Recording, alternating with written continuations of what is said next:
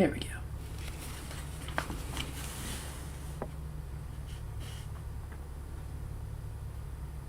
That's right, we're doing Chapter 2 of Book 2 of Book 1, Fellowship of the Ring. Yeah, I know, it's silly.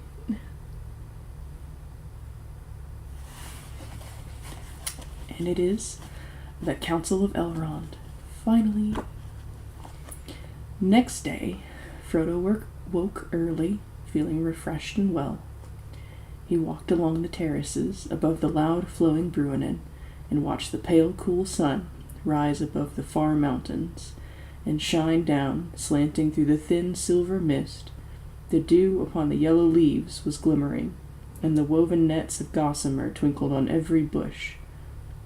Sam walked beside him, saying nothing, but sniffing the air and looking every now and again with wonder in his eyes at the great heights in the east. The snow was white upon their peaks. On a seat cut into the stone beside a turn in the path, they came upon Gandalf and Bilbo deep in talk. "Hello, good morning," said Bilbo. "Feel ready for the great council?" "I feel ready for anything," answered Frodo. "But most of all, I should like to go walking today and explore the valley. I should like to get into those pine woods up there." He pointed away far up the side of Rivendell to the north. "You may have a chance later," said Gandalf. "We cannot make any plans yet. There's much to hear and decide today." I ate my dinner too fast, so I'm going to try very carefully to not thump my water glass down right in front of my microphone, but my apologies if that happens. Suddenly, as they were talking, a single clear bell rang out. "That is the warning bell for the Council of Elrond," cried Gandalf. "Come along now, both you and Bilbo are wanted." Frodo and Bilbo followed the wizard quickly along the winding path back to the house. Behind them, uninvited, and for the moment forgotten, trotted Sam. Gandalf led them to the porch where Frodo had found his friends the evening before. The light of the clear autumn morning was now glowing in the valley. The noise of bubbling waters came up from the foaming riverbed. Birds were singing, and a wholesome peace lay on the land. To Frodo, his dangerous flight and the rumors of the darkness growing in the world outside already seemed only the memories of a troubled dream, but the faces that were turned to meet them as they entered were grave. Elrond was there, and several others were seated in silence about him. Frodo saw Glorfindel and Glóin. Glóin the dwarf. And in a corner alone, Strider was sitting, clad in his old travel-worn clothes again. Elrond drew Frodo to a seat by his side and presented him to the company, saying, "Here, my friends, is the hobbit, Frodo son of Drogo. Few have ever come hither through greater peril or on an errand more urgent." He then pointed out and named those whom Frodo had not met before. There was a younger dwarf at Glóin's side, his son Gimli. Beside Glorfindel there were several other counselors of Elrond's household, of whom Eristor was the chief, and with him was Galdor, an elf from the Grey Havens who had come on an errand from Círdan the shipwright. There was also a strange elf clad in green and brown, Legolas, a messenger from his father Thranduil, the king of the elves of northern Mirkwood. And seated a little apart was a tall man with a fair and noble face, dark-haired and grey-eyed, proud and stern of glance. He was cloaked and booted as if for a journey on horseback, and indeed, though his garments were rich and his cloak was lined with fur, they were stained with long travel. He had a collar of silver in which a single white stone was set. His locks were shorn about his shoulders. On a baldric he wore a great horn tipped with silver that now was laid upon his knees. He gazed at Frodo and Bilbo with sudden wonder. "Here," said Elrond, turning to Gandalf, "is Boromir, a man from the south. He traveled in the grey morning and seeks for counsel. I have bidden him to be present, for here his questions will be answered." Not all that was spoken and debated in the council need now be told. much of said events in the world outside, especially in the south, and in the wide lands east of the mountains. Of these things Frodo had already heard many rumors, but the tale of Glóin was new to him, and when the dwarf spoke he listened attentively. It appeared that amid the splendor of their works of hand, the hearts of the dwarves of the Lonely Mountain were troubled. "It is now many years ago," said Glóin, "that a shadow of disquiet fell upon our people. Whence it came we did not at first perceive. Words began to be whispered in secret. It was said that we were hemmed in a narrow place, and that greater wealth and splendor would be found in a wider world. Some spoke of Moria, the mighty works of our fathers that are called in our own tongue Khazad-dûm, and they declared that now at last we had the power and numbers to return." Glóin sighed. "Moria, Moria, wonder of the northern world. Too deep we delved there, and woke the nameless fear. Long have its vast mansions lain empty since the children of Durin fled, but now we spoke of it again with longing, and yet with dread, for no dwarf has dared to pass the doors of Khazad-dûm for many lives of kings, save Thror only, and he perished. At last, however, Balin listened to the whispers, and resolved to go. And though Dain did not leave willingly, he took with him Ori and Owen, and many of our folk, and they went away south.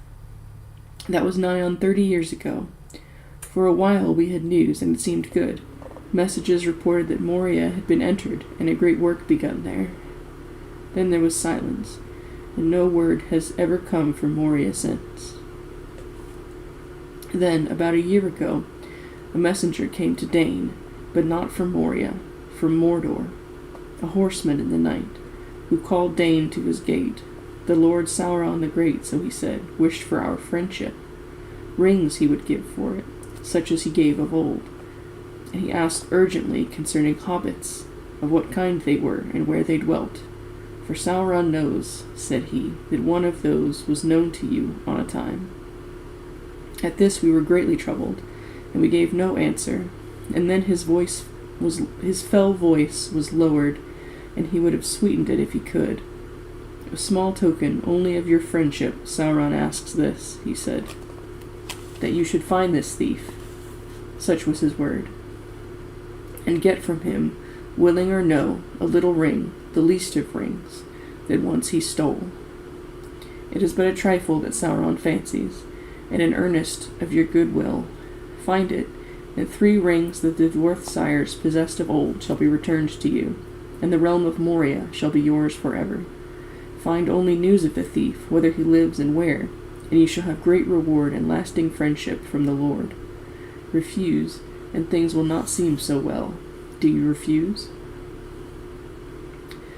At that his breath came like a hiss of snakes, and all who stood by shuddered, but Dain said, "I say neither yea nor nay. I must consider this message, and what it means under its fair cloak.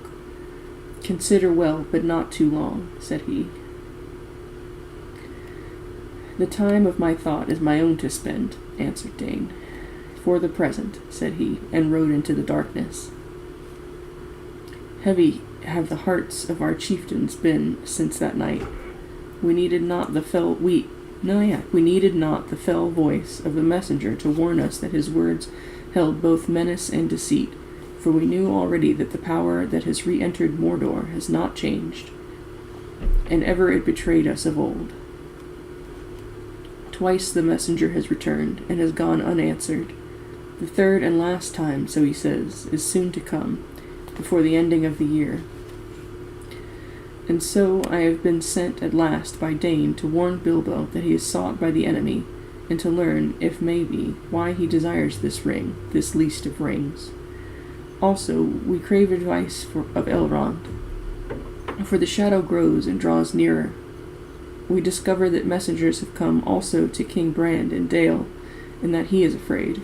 We fear that he may yield. Already war is gathering on his eastern borders. If we make no answer, the enemy may move men to his rule to assail King Brand and Dain also." "You've done well to come," said Elrond. "You will hear today all that you need in order to understand the purposes of the enemy. There is naught that you can do other than to resist, with hope or without it. But you do not stand alone. You will learn that your trouble is but part of the trouble of all the Western world. The ring. What shall we do with the ring, the least of rings, the trifle that Sauron fancies? That is the doom that we must deem. That is the purpose for which you are called hither. Called, I say, though I have not called you to me, strangers from distant lands. You have come, and are here met, in this very nick of time, by chance, as it may seem. Yet it is not so. Believe, rather, that it is so ordered that we who sit here, and none others, must now find counsel for the peril of the world. Now, therefore, things shall be openly spoken that have been hidden from all but a few until this day. And first, so that all may understand what is the peril, the tale of the ring shall be told from the beginning, even to this present. And I will begin that tale, though others shall end it.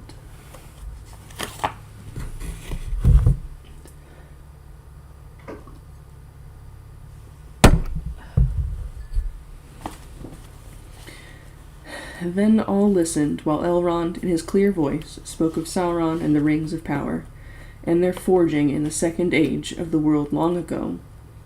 A part of his tale was known to some there, but the full tale to none, and many eyes were turned to Elrond in fear and wonder, as he told of the elven smiths of Eregion, and their friendship with Moria, and their eagerness for knowledge, by which Sauron ensnared them. For in that time he was not yet evil to behold, and they received his aid and grew mighty in craft, whereas he learned all their secrets, and betrayed them, and forged secretly in the mountain of fire the one ring to be their master. But Celebrimbor was aware of him, and hid the three which he had made, and there was war, and the land was laid waste, and the gate of Moria was shut. Then, through all the years that followed, he traced the ring. But since that history is elsewhere recounted, even as Elrond himself set it down in his books of lore, it is not here recalled. For it is a long tale, full of deeds great and terrible, and briefly though Elrond spoke, the sun rode up the sky, and the morning was past ere he ceased. Of Númenor he spoke, its glory and its fall, and the return of the kings of men to Middle-earth, out of the deeps of the sea, borne upon the wings of storm. Then Elendil the Tall and his mighty sons, Isildur and Anarion, became great lords, and the north realm they made in Arnor, and in the south realm in Gondor, about the mouths of Anduin. But Sauron of Mordor assailed them, and they made the last alliance of elves and men, and the hosts of Gil-galad and Elendil were mustered in Arnor. I need water.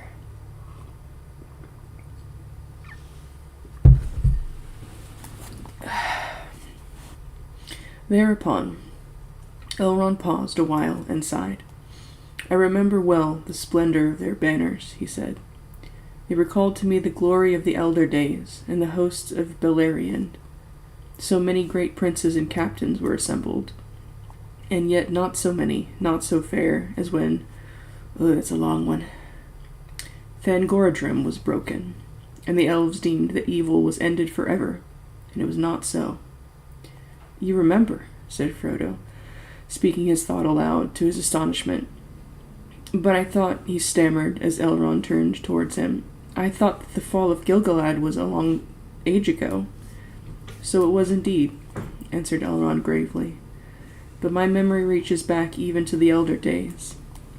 Earendil was my sire, who was born in Gondolin before its fall, and my mother was Elwig, daughter of Dior, son of Luthien of Doriath. I have seen 3 ages in the west of the world, and many defeats, and many fruitless victories. I was the herald of Gil-galad, and marched with his host. I was at the battle of Daggerland, before the Black Gate of Mordor, where we had the mastery, for the spear of Gil-galad and the sword of Elendil, Aeglos and Narsil, none could withstand. I beheld the last combat on the slopes of Orodruin, where Gil-galad died, and Elendil fell, and Narsil broke beneath him. But Sauron himself was overthrown, and Isildur cut the ring from his hand, with the hilt shard of his father's sword, and took it for his own. At this, the stranger, Boromir, broke in. "So that is what became of the ring," he cried. "If ever such a tale was told in the south, it has long been forgotten. I have heard of the great ring of him that we do not name, but we believed that it perished from the world in the ruin of his first realm. Isildur took it, that is tidings indeed." "Alas, yes," said Elrond. "Isildur took it, and should not have been. It should have been cast then into Orodruin's fire, nigh at hand where it was made. But few marked what Isildur did. He alone stood by his father in that last mortal contest, and by Gil-galad only Círdan stood, and I, but Isildur would not listen to our counsel."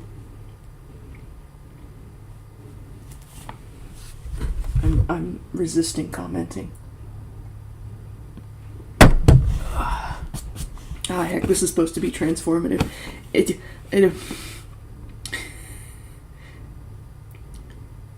kind of shows how heavy the sway of the ring is, that she would stand there and be told by Elrond and Círdan that, hey, you should throw this shit into the volcano now, and decide, like, nah.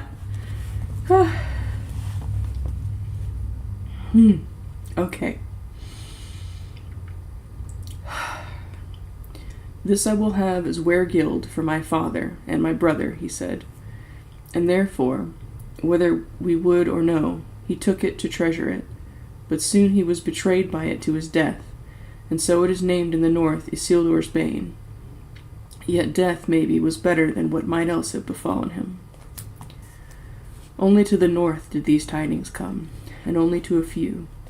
Small wonder it is that you have not heard them, Boromir. From the ruin of the Gladden fields, where Isildur perished, 3 men only came ever back over the mountains after long wandering. One of those was Otar, the esquire of Isildur, who bore the shards of the sword of Elendil. He brought them to Valandil, the heir of Isildur, who being but a child had remained here in Rivendell.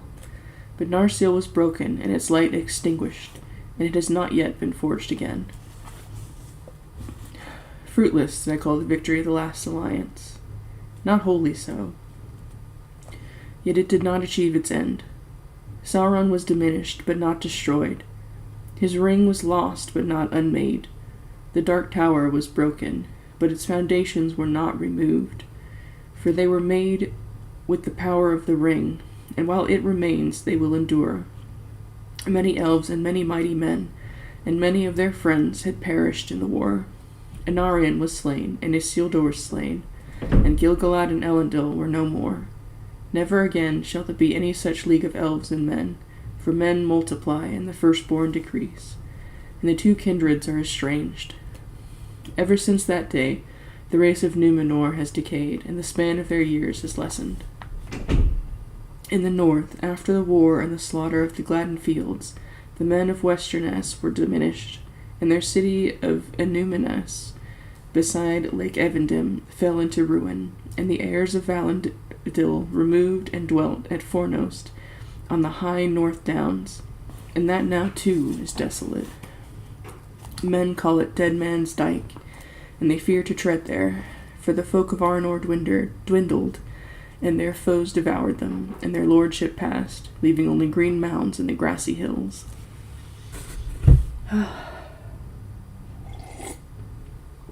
All the words are twisting my tongue.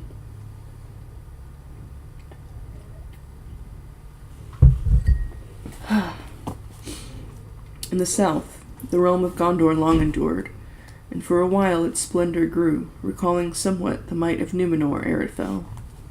High towers that people built, and strong places, and havens of many ships, and the winged crown of the kings of men was held in awe by folk of many tongues. Their chief city was Osgiliath, citadel of the stars, through the midst of which the river flowed, and Minas Ithil they built, tower of the rising moon, eastward upon a shoulder of the mountain of shadow, and westward At the feet of the White Mountains, Minas Arnor they made, tower of the setting sun.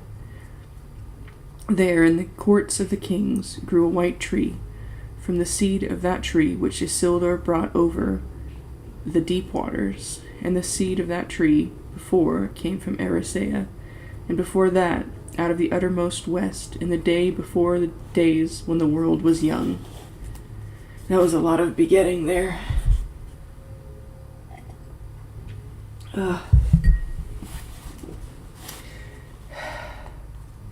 This is harder to read than all of the walking.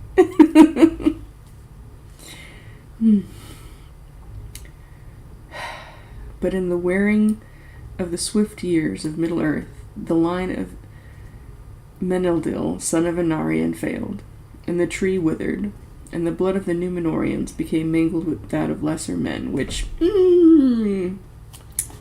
subject. Then the watch upon the walls of Mordor slept, and dark things crept back to Gorgoroth.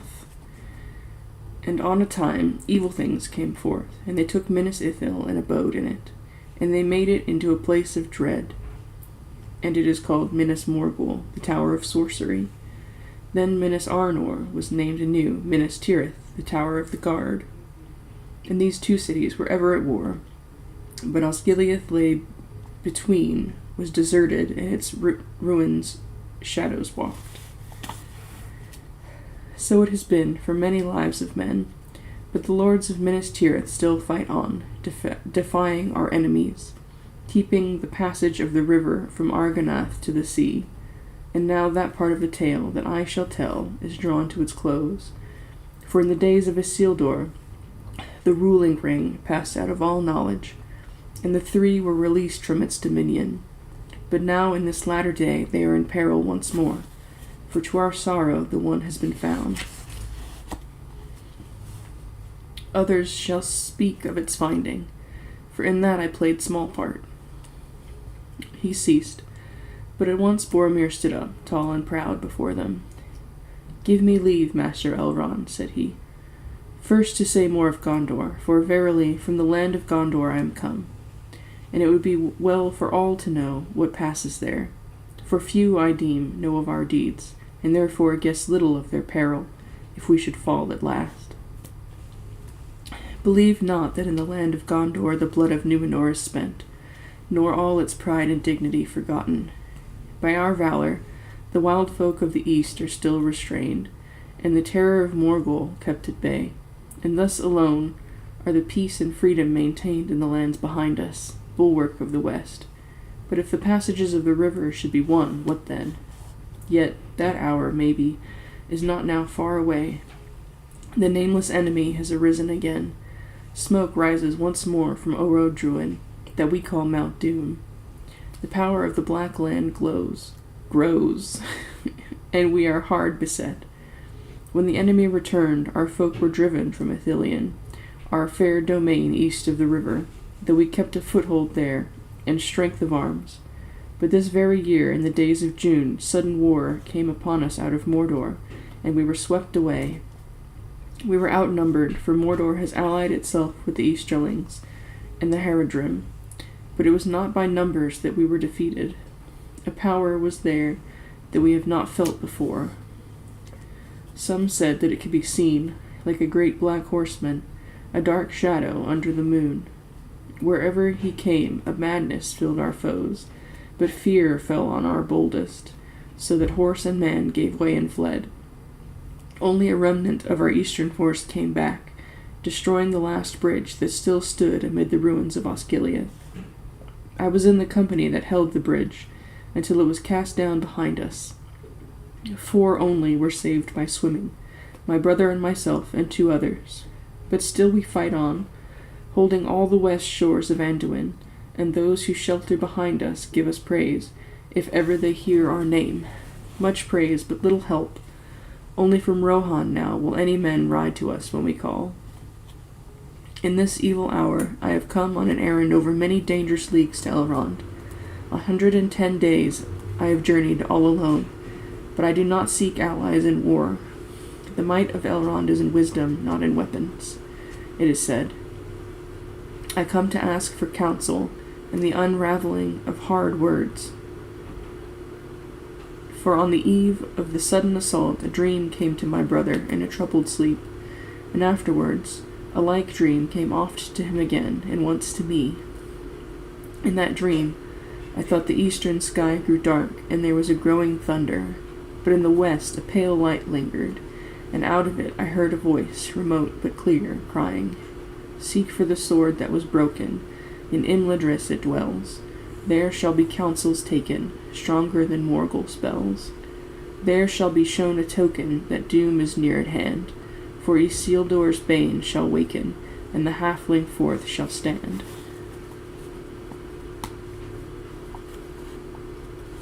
Do we need to have a quick reminder or anything? I don't know if it's been brought up yet, but Imladris is the name of Rivendell, so that's why he came here. Of these words we could understand little, and we spoke to our father, Denethor, Lord of Minas Tirith, wise in the lore of Gondor. This only would he say, that Imladris... Oh.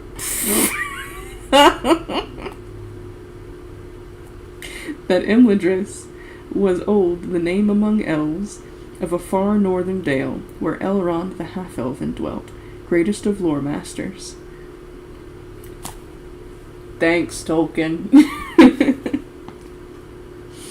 Therefore, my brother, seeing how desperate was our need, was eager to heed the dream and seek for Imladris. But since the way was full of doubt and danger, I took the journey upon myself. Loth was my father to give me leave, and long have I wandered by roads forgotten, seeking the house of Elrond, of which many had heard, but few knew where it lay. And here, in the house of Elrond, more shall be made clear to you, said Aragorn, standing up. He cast his sword upon the table that stood before Elrond, and the blade was in 2 pieces. Here is the sword that was broken, he said. And who are you, and what have you to do with Minas Tirith? Asked Boromir, looking in wonder at the lean face of the ranger in his weather-stained cloak. He is Aragorn, son of Arathorn, said Elrond, and he is descended through many fathers from Isildur, Elendil's son of Minas Ithil. He is the chief of the Dunedain in the north, and few are now left of that folk. Then it belongs to you, and not to me at all, cried Frodo in amazement, springing to his feet, as if he expected the ring to be demanded at once. It does not belong to either of us, said Aragorn, but it has been ordained that you should hold it for a while. Bring out the ring, Frodo, said Gandalf solemnly. The time has come. Hold it up, and then Boromir will understand the remainder of his riddle, which was that the halfling will stand up. Hee hee, very cute. There was a hush, and all turned their eyes on Frodo. He was shaken by a sudden shame and fear, and he felt a great reluctance to reveal the ring, and a loathing of its touch. He wished he was far away. The ring gleamed and flickered as he held it up before them in his trembling hand. Behold, Isildur's bane, said Elrond. Boromir's eyes glinted as he gazed at the golden thing. The halfling, he muttered. Is then the doom of Minas Tirith come at last? But why should we seek a broken sword? The words were not the doom of Minas Tirith, said Aragorn, but doom and great deeds are indeed at hand. For the sword that was broken is the sword of Elendil that broke beneath him when he fell. It has been treasured by his heirs when all other heirlooms were lost, for it was spoken of old among us that it should be made again when the ring, Isildur's bane, was found. And now you have seen the sword that you have sought. What would you ask? Do you wish for the house of Elrond to return to the land of Gondor? Oh, the house of Elendil to return to the land of Gondor. My apologies. I was not sent to beg any boon, but to seek only the meaning of a riddle, answered Boromir proudly. Yet we are hard-pressed, and the sword of Elendil would be a help beyond our hope, if such a thing could indeed return out of the shadows of the past. He looked again at Aragorn, and doubt was in his eyes. Frodo felt Bilbo stir impatiently at his side. Evidently he was annoyed on his friend's behalf. Standing suddenly up, he burst out. All that is gold does not glitter. Not all those who wander are lost. The old that is strong does not wither. Deep roots are not reached by the frost. From the ashes a fire shall be woken. A light from the shadows shall spring. Renewed shall be blade that was broken. The crownless again shall be king. Not very good, perhaps, but to the point. If you need more beyond the word of Elrond. If that was worth a journey of 110 days to hear, you had best listen to it. He sat down with a snort.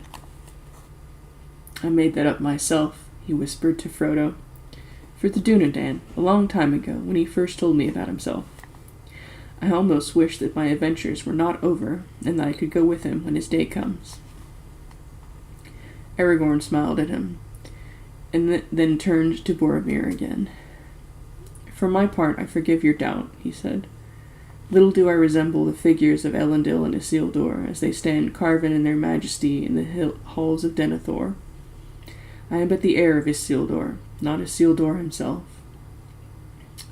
I have had a hard life and long, and the leagues that lie between here and Gondor are a small part of the count of my journeys. I have crossed many mountains and many rivers, and trodden many plains, even into the far countries of Rhûn and Harad, where the stars are strange. But my home, such as I have, is in the north, for here the heirs of Valandil have ever dwelt in long line unbroken from father unto son for many generations. Our days have darkened, and we have dwindled, but ever the sword has passed to a new keeper. And this I will say to you, Boromir, ere I end. Lonely men are we, rangers of the wild. Hunters, but hunters ever of the servants of the enemy. For they are found in many places, not in Mordor only. In Gondor, Boromir has been a stalwart tower. If Gondor, Boromir, has been a stalwart tower, we have played another part. Many evil things there are that your strong walls and bright swords do not stay. You know little of the lands beyond your bounds. Peace and freedom, do you say? The north would have known them little but for us. Fear would have destroyed them. But when dark things come from the houseless hills, or creep from sunless woods, they fly from us. What roads would any dare to tread? What safety would there be in quiet lands, or in the homes of simple men at night, if the Dunedain were asleep, or were all gone into the grave? And yet, less thanks have we than you. Travelers scowl at us, and countrymen give us scornful names. Strider I am to one fat man who lives within a day's march of foes that would freeze his heart, or lay his little town in ruin, if he were not guarded ceaselessly. Yet we would not have it otherwise. If simple folk are free from care and fear, simple they will be, and we must be secret to keep them so. That has been the task of my kindred, while the years have lengthened and the grass has grown. But now the world is changing once again. A new hour comes. Isildur's bane is found. Battle is at hand. The sword shall be reforged. I will come to Minas Tirith. Isildur's bane is found, you say, said Boromir. I have seen a bright ring in the halfling's hand, but Isildur perished ere this age of the world began, they say. How do the wise know that this ring is his? And how is it passed down the years until it is brought hither by so strange a messenger? That shall be told, said Elrond. But not yet, I beg, master, said Bilbo. Already the sun is climbing to noon, and I feel the need of something to strengthen me. I had not named you, said Elrond, smiling, but I do so now. Come, tell us your tale, and if you have not yet cast your story into verse, you may tell it in plain words. The briefer, the sooner you shall be refreshed. Very well, said Bilbo. I will do as you bid, but I will now tell the true story, and if some here have heard me tell it otherwise, he looked sidelong at Glóin, I ask them to forget it and forgive me. I only wished to claim the treasure as my very own in those days, and to be rid of the name of thief that was put on me. But perhaps I understand things a little better now. Anyway, this is what happened. I get a paragraph break I'm going to take. A couple sips of water. And,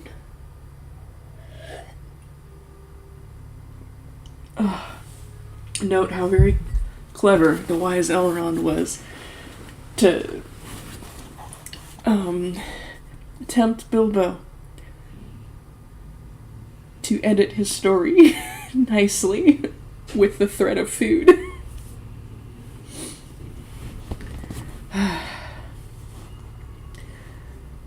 To some there, Bilbo's tale was wholly new, and they had listened with amazement while the old hobbit, actually not at all displeased, recounted his adventure with Gollum at full length.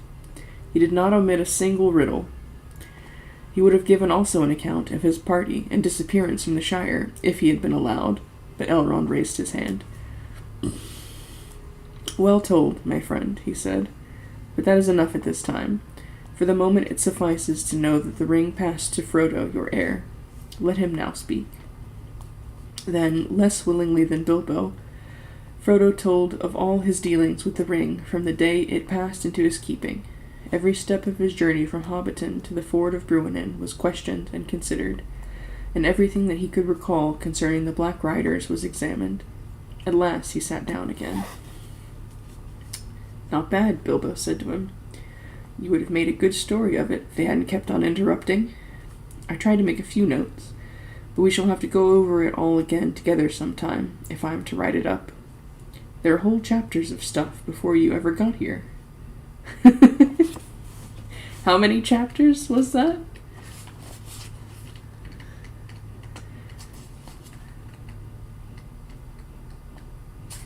12. 12 whole chapters. "Yes, it made quite a long tale," answered Frodo. "Ha ha. But the story still does not seem complete to me. I still want to know a good deal, especially about Gandalf." Galdor of the Havens, who sat nearby, overheard him. "You speak for me also," he cried, and turning to Elrond, he said, "The wise may have good reason to believe that the halfling's trove is indeed the great ring of long debate, unlikely though it may seem to those who know less.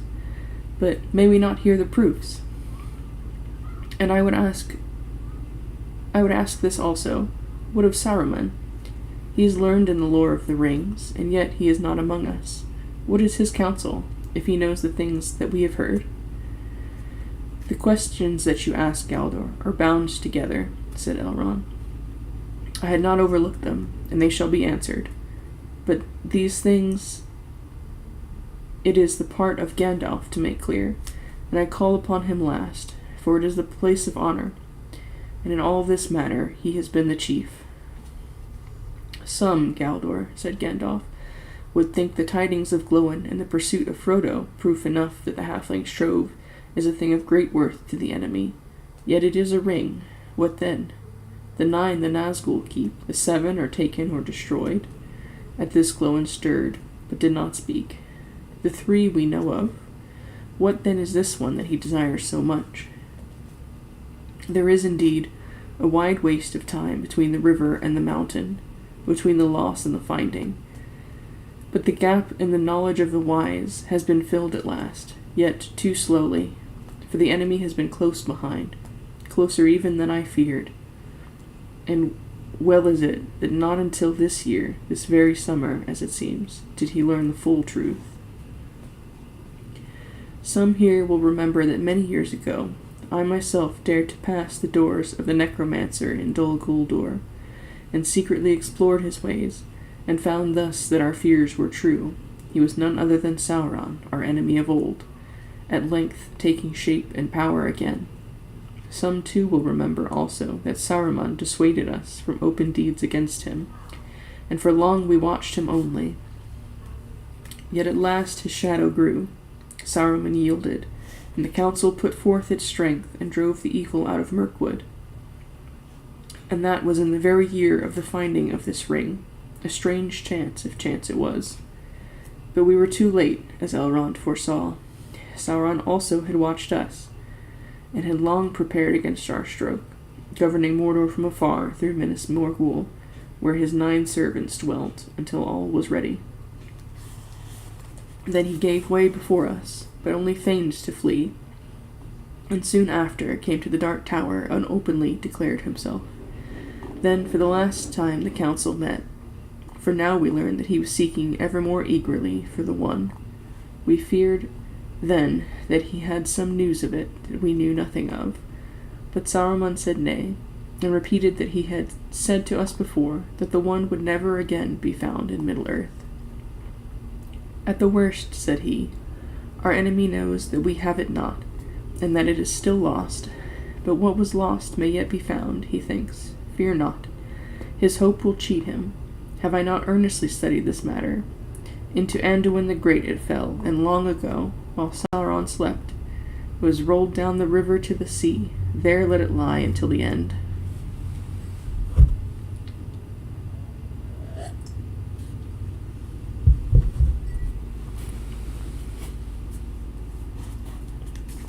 Gandalf fell silent, gazing eastward from the porch to the far peaks of the Misty Mountains, at whose great roots the peril of the world had so long lain hidden.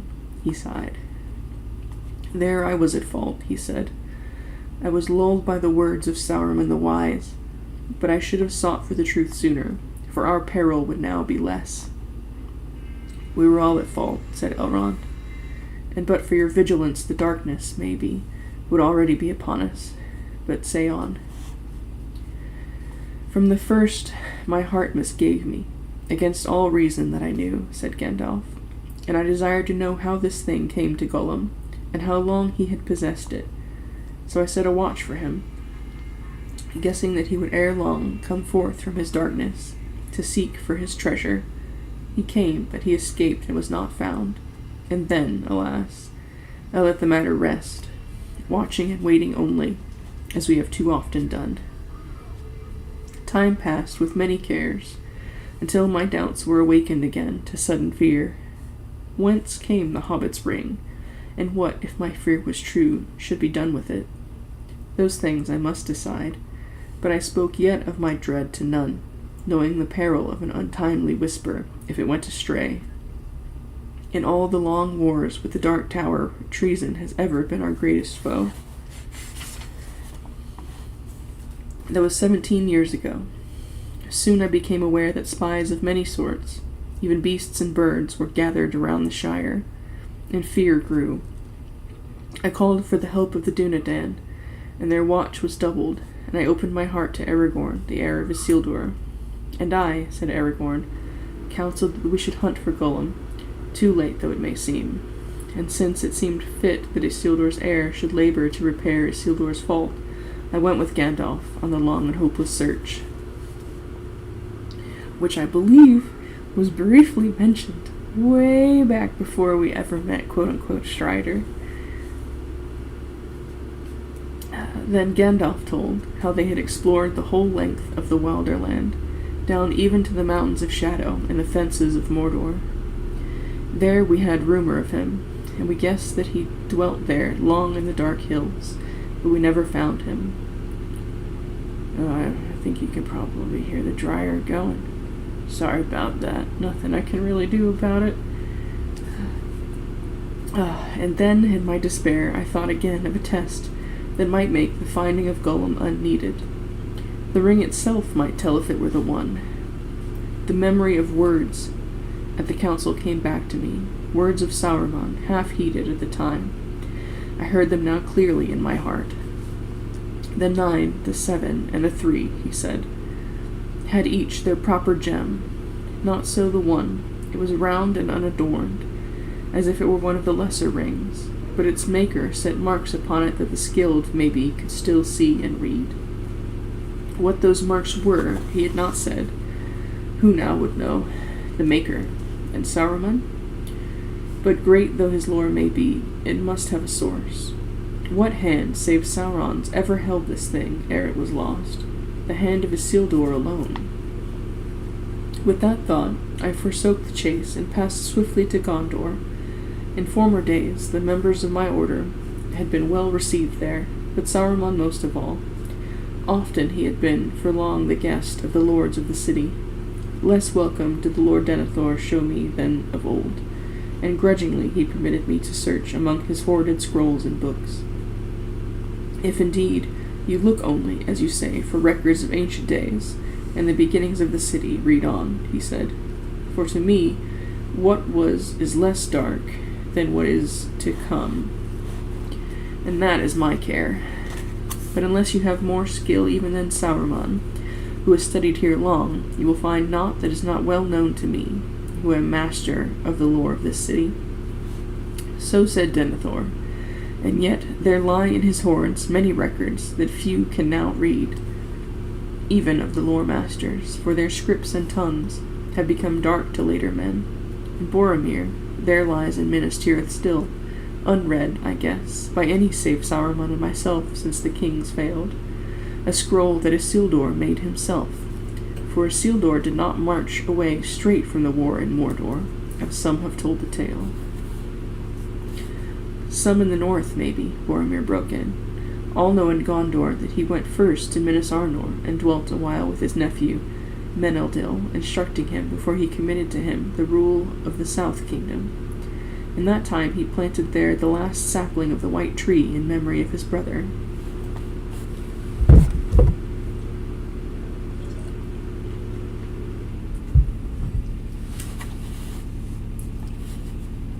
But in that time also he made this scroll, said Gandalf.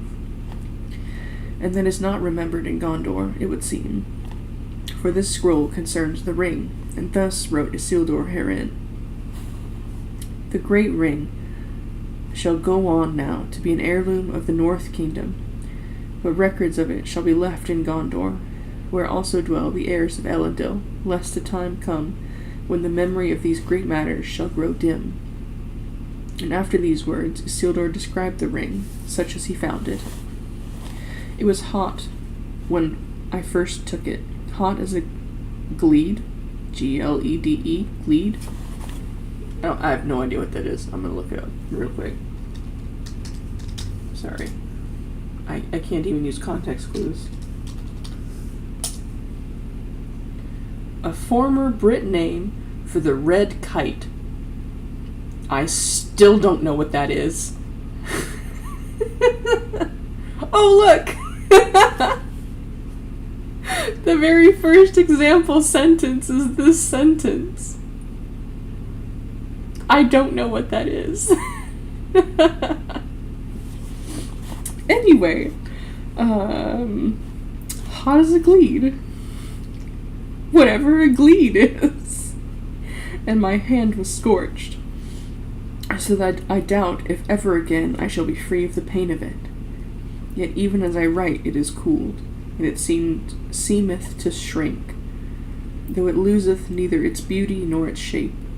Already the writing upon it, which at first was as clear as red flame, fadeth, and is now only barely to be read. It is fashioned in the elven script of Eregion, for they have no letters in... That definitely says Mondor. I guess we're going with Mondor now for such subtle work. It says Mondor, guys. There's definitely an N there. Anyway, but the language is unknown to me. I deem it to be a tongue of the Black Land, since it is foul and uncouth. What evil it saith I do not know, but I trace here a copy of it, lest it fade beyond recall. The ring misseth, maybe, the heat of Sauron's hand, which was black and yet burned like fire, and so Gil-galad was destroyed, and maybe were the gold made hot again. Oh God. That's a kind of horrifying, just sort of side note. Burned like fire, and so Gil-galad was destroyed. Horrifying. And maybe, were the gold made hot again, the writing would be refreshed. But for my part, I will risk no hurt to this thing. Of all the works of Sauron, the only fair. It is precious to me, though I buy it with great pain. When I read these words, my quest was ended, for the traced writing was indeed as Isildur guessed, in the tongue of Mordor, and the servants of the tower, and what was said therein was already known. For in the day that Sauron first put on the one Celebrimbor, maker of the three, was aware of him, and from afar he heard him speak these words, and so his evil purposes were revealed. That is also super creepy. At once I took my leave of Denethor, but even as I went northwards, messages came to me out of Lorien that Aragorn had passed that way, and that he had found the creature called Gollum. Therefore I went first to meet him and hear his tale. Into what deadly perils he had gone alone I dared not guess. There is little need to tell of them, said Aragorn. If a man must needs walk in sight of the Black Gate, or tread the deadly flowers of the Morgul Vale, then perils he will have. I, too, despaired at last, and I began my homeward journey, and then by fortune I came suddenly on what I sought, the marks of soft feet beside a muddy pool. But now the trail was fresh and swift, and it led not to Mordor, but away. Along the skirts of the dead marshes I followed it, and then I had him, lurking by a stagnant mare, peering into the water as the dark eve fell. I caught him, Gollum. He was covered with green slime. He will never love me, I fear, for he bit me, and I was not gentle. Nothing more did I ever get from his mouth than the marks of his teeth. I deemed it was the worst part of all my journey, the road back, watching him day and night, making him walk before me with a halter on his neck, gagged until he was tamed by the lack of drink and food, driving him ever towards Mirkwood. I brought him there at last, and gave him to the elves, for we had agreed that this should be done, and I was glad to be rid of his company, for he stank. For my part, I hope never to look upon him again, but Gandalf came and endured long speech with him. Yes, long and weary, said Gandalf, but not without profit.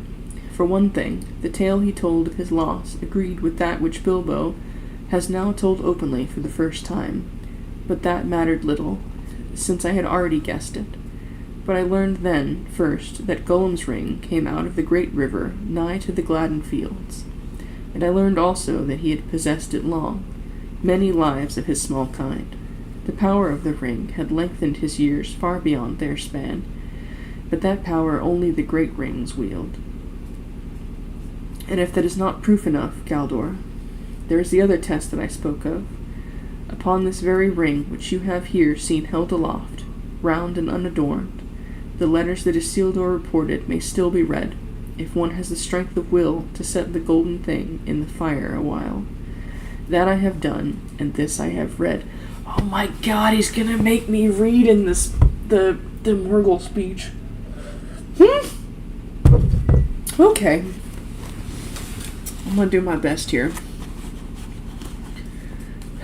Ashnazg Durbatuluk, Ashnazg Grimbatul, Ashnazg Thrakatuluk, Og Burzum Ishi Krimpatul. The change in the wizard's voice was astonishing. Suddenly it became menacing, powerful, harsh as stone. As if Gandalf didn't have the power to do that. A shadow seemed to pass over the high sun, and the porch for a moment grew dark. All trembled, and the elves stopped their ears. Never before has any voice dared to utter words of that tongue in Imladris, Gandalf the Grey, said Elrond, as the shadow passed and the company breathed once more. And let us hope that none will ever speak it here again, answered Gandalf. Nonetheless, I do not ask your pardon, Master Elrond, for if that tongue is not soon to be heard in every corner of the West, then let all put doubt aside that this thing is indeed what the wise have declared, the treasure of the enemy, fraught with all his malice, and in it lies a great part of his strength of old. Out of the black years come the words that the smiths of Eregion heard. Eregion? I think it's Eregion. The English wants to say Gian, which is probably Latin, but whatever. But I don't know if that's how whatever language this is works. You'll have to ask the professor. Smiths of... I'm going to go with Eregion heard, and knew that they had been betrayed. One ring to rule them all, one ring to find them, one ring to bring them all, and in the darkness bind them.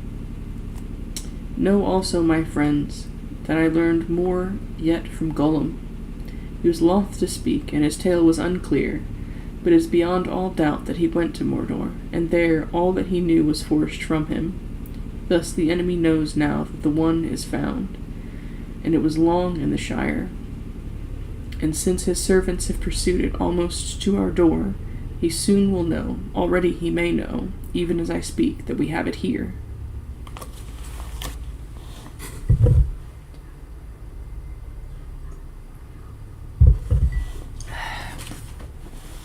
All sat silent for a while, until at last Boromir spoke.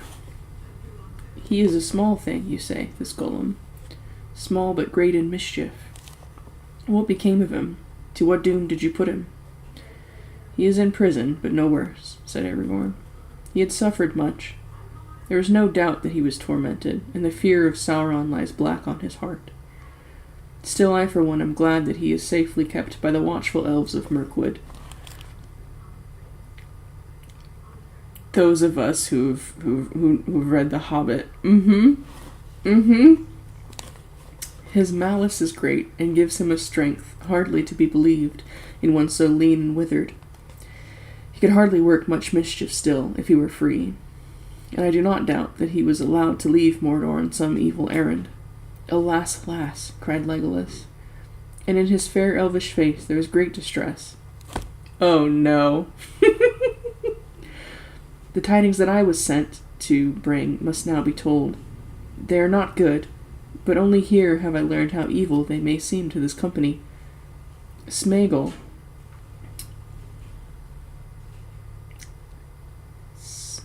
We usually say Smeagol, right? I don't know. It's spelled Smeagol, which has got to be some Old English or something. Now I'm on pronunciations. I'm going to have to look it up later, but we all say Smeagol. I'm going to say Smeagol. Smeagol, who is now called Gollum, has escaped. Escaped? Cried Aragorn. That is ill news indeed. We shall all rue it bitterly, I fear. How come the folk of Thranduil have failed in their trust? Again, anyway.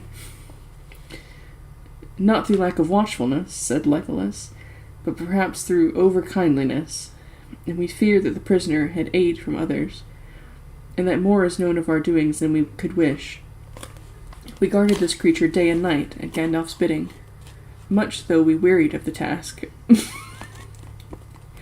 But Gandalf bade us hope still for his cure, and we had not the heart to keep him ever in dungeons under the earth, where he would fall back into his old black thoughts. You were less tender to me, said Glóin in a flash of his eyes, as old memories were stirred of his imprisonment in the deep places of the Elven King's halls. Now come, said Gandalf. Pray do not interrupt, my good Glóin. That was a regrettable misunderstanding long set right. If all the grievances that stand between elves and dwarves are to be brought up here, we may as well abandon this council. Glóin rose and bowed, and Legolas continued. In the days of fair weather we led Gollum through the woods, and there was a high tree standing alone far from the others which he liked to climb. Often we let him mount up to the highest branches until he felt the free wind, but we set a guard at the tree's foot. One day he refused to come down, and the guards had no mind to climb up after him. He had learned the trick of clinging to boughs with his feet as well as with his hands, so they sat by the tree far into the night. It was that very night of summer, yet moonless and starless, that orcs came on us unawares. We drove them off after some time. They were many and fierce, but they came from over the mountains, and were unused to the woods. When the battle was over, we found that Gollum was gone, and his guards were slain or taken. And then it seemed plain to us that the attack had been made for his rescue, and that he knew of it beforehand. How that was contrived we cannot guess, but Gollum is cunning, and the spies of the enemy are many. The dark things that were driven out of the year of the dragon's fall have returned in greater numbers, and Mirkwood is again an evil place, save where our realm is maintained. We have failed to recapture Gollum. We came on his trail among those many orcs, and it plunged deep into the forest going south, but ere long it escaped our skill, and we dared not continue the hunt. For we were drawing nigh to Dol Guldur, and that is still a very evil place. We do not go that way. Well, well, he is gone, said Gandalf. We have no time to seek for him again. He must do what he will. But he may play a part yet that neither he nor Sauron has foreseen. And now I will answer Galdor's other question. What of Saruman? What are his counsels to us in this need? This tale I must tell in full, for only Elrond has heard it yet, and that in brief. But it will bear on all that we must resolve. It is the last chapter in the Tale of the Ring, so far as it has yet gone. This is shaping up to be a long chapter. I kind of knew it would be, and it is one of the more exciting ones. We're still making pretty good time, though.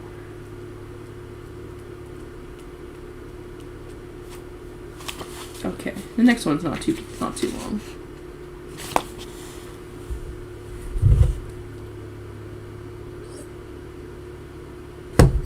Next one, we'll be back on the road. At the end of June, I was in the Shire, but a cloud of anxiety was on my mind, and I rode to the southern borders of the little land, for I had a foreboding of some danger, still hidden from me, but drawing near. There, messages reached me, telling me of war and defeat in Gondor, and when I heard of the Black Shadow, a chill smote my heart. But I found nothing save a few fugitives from the south. Yet it seemed to me that on them sat a fear of which they would not speak. I turned then east and north, and journeyed along the Greenway, and not far from Bree I came upon a traveller sitting on a bank beside the road, with his grazing horse beside him. It was Radagast the Brown, who at one time dwelt at Roscobel, near the borders of Mirkwood. He is one of my order, but I had not seen him for many a year. Gandalf, he cried, I was seeking you, but I am a stranger in these parts. All I knew was that you might be found in a wild region with the uncouth name of Shire. Your information was correct, I said, but do not put it in that way, if you meet any of the inhabitants. You are near the borders of the Shire now, and what do you want with me? It must be pressing. You were never a traveller, unless driven by great need. I have an urgent errand, he said. My news is evil. He then looked about him, as if the hedges might have ears. Nazgul, he whispered. The Nine are abroad again. They have crossed the river secretly and are moving westward. They have taken the guise of riders in black. I knew then what I had dreaded without knowing it.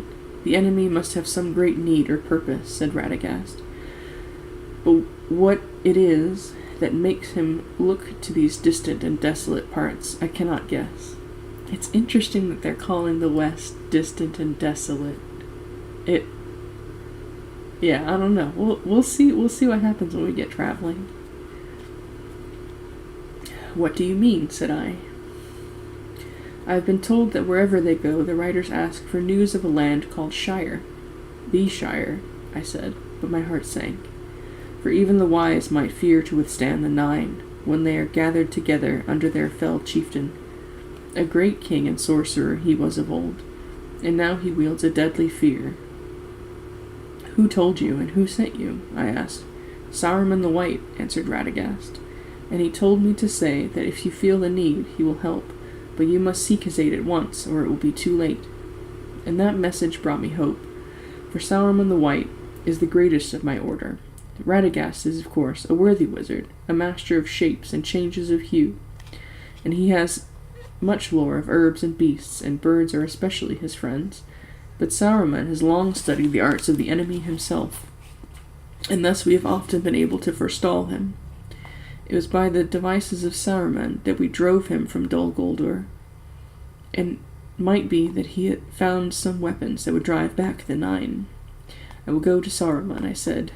Then you must go now, said Radagast, for I've wasted time in looking for you, and the days are running short. I was told to find you before midsummer, and that is now here. Even if you set out from this spot, you will hardly reach him before the nine discover the land that they seek. I myself shall turn back at once. And with that he mounted, and would have ridden straight off. Stay a moment, I said. We shall need your help, and the help of all things that will give it. Send out messages to all the beasts and birds that are your friends. Tell them to bring news of anything that bears on this matter to Sauron and Gandalf. Let messages be sent to Orthanc.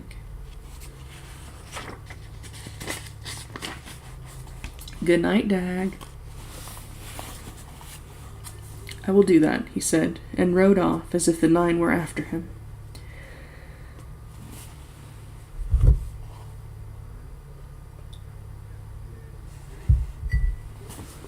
I could not follow him then and there. I had ridden very far already that day, and I was as weary as my horse, and I needed to consider matters.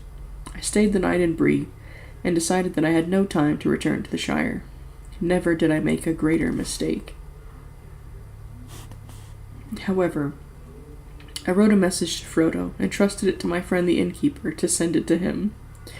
I rode away at dawn, and came at long last to the dwelling of Saruman, that is far south in Isengard, in the end of the Misty Mountains, not far from the Gap of Rohan. And Boromir will tell you that it is a great open vale that lies between the Misty Mountains and the northmost foothills of arid Nimrace, and the White Mountains of his home. But Isengard is a circle of sheer rocks that enclose a valley as with a wall, and in the midst of that valley is a tower of stone called Orthanc. It was not made by Saruman, but by the men of Númenor long ago, and it is very tall and has many secrets, yet it looks not to be a work of craft. It cannot be reached save by passing the circle of Isengard, and in that circle is only one gate. Late one evening I came to the gate, like a great arch in the wall of rock, and it was strongly guarded, but the keepers of the gate were on the watch for me, and told me that Saruman awaited me. I rode under the arch, and the gate closed silently behind me, and suddenly I was afraid, though I know no reason for it. I'm actually wondering, who guards the, what did he call it? The circle?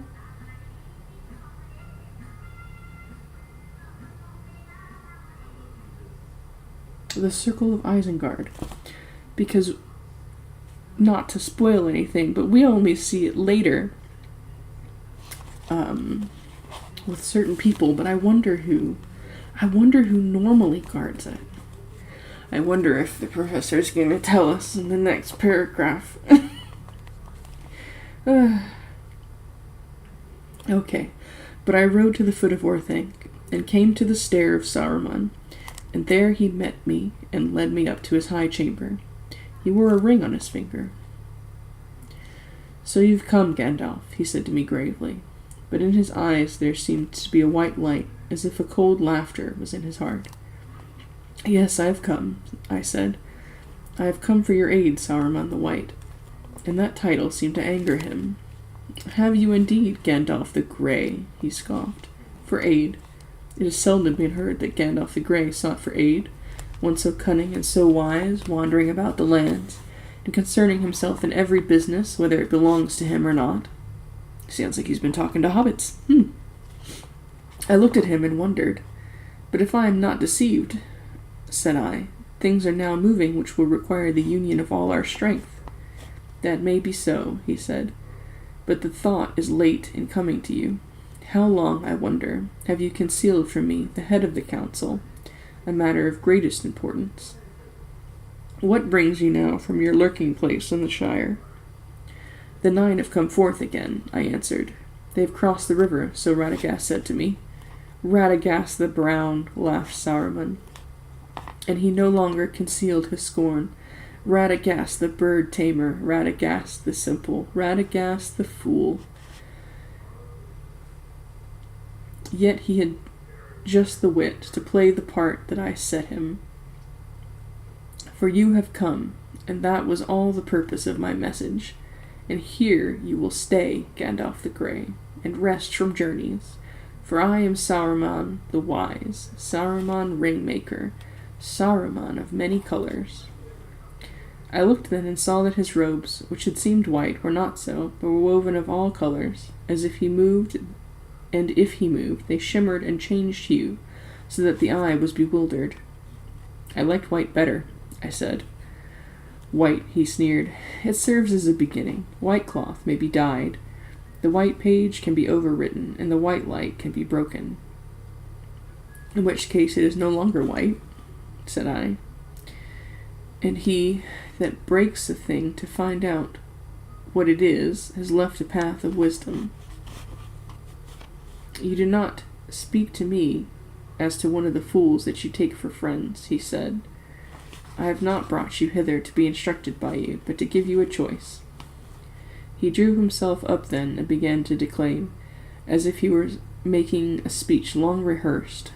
The elder days are gone, the middle days are passing, the younger days are beginning. The time of the elves is over, but our time is at hand, the world of men which we must rule. But we must have power to order all things as we will, for that good which only the wise can see. And listen, Gandalf, my old friend and helper, he said, coming near and speaking now in a softer voice. I said we, for we, it may be, if you will join with me. A new power is rising. Against it the old allies and policies will not avail us at all. There is no hope left in elves or dying Numenor. This, then, is one choice before you, before us all. We may join with that power. It would be wise, Gandalf. There is hope that way. Its victory is at hand. There will be rich reward for those that aided it. As the power grows, its proved friends will also grow, and the wise, such as you and I, may with patience come at last to direct its courses, to control it. We can bide our time, we can keep our thoughts in our hearts, deploring maybe evils done by the way, but approving the high and ultimate purpose. Knowledge, rule, order. All the things that we have so far striven in vain to accomplish, hindered rather than helped by our weak or idle friends. There would not be any real change in our designs, only in our means. Saruman, I said. I've heard speeches of this kind before, but only in the mouths of emissaries sent from Mordor to deceive the ignorant. I cannot think that she brought me so far only to weary my ears. He looked at me sidelong, and paused a while, considering. Well, I see this wise course does not commend itself to you, he said. Not yet? Not if some better way can be contrived? He came and laid his long hand on my arm. And why not, Gandalf, he whispered. Why not? The ruling ring. If we could command that, then the power would pass to us. That is in truth why I brought you here, for I have many eyes in my service, and I believe that you know where this precious thing now lies. Is it not so? Or why do the 9 ask for the Shire? And what is your business there? As he said this, a lust which he could not conceal shone suddenly in his eyes. Saruman, I said, standing away from him. Only one hand at a time can wield the one, and you know that well. So do not trouble to say we. But I would not give it, nay, I would not give even news of it to you, now that I learn your mind.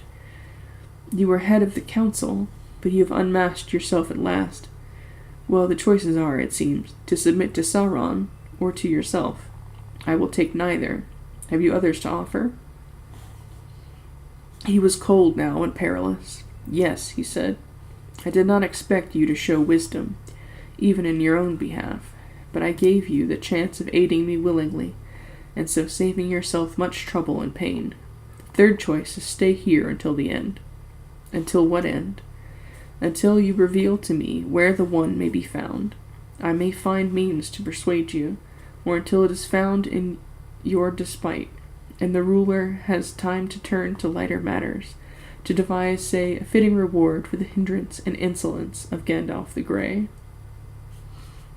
That may not prove to be one of the lighter matters, said I. He laughed at me, for my words were empty, and he knew it.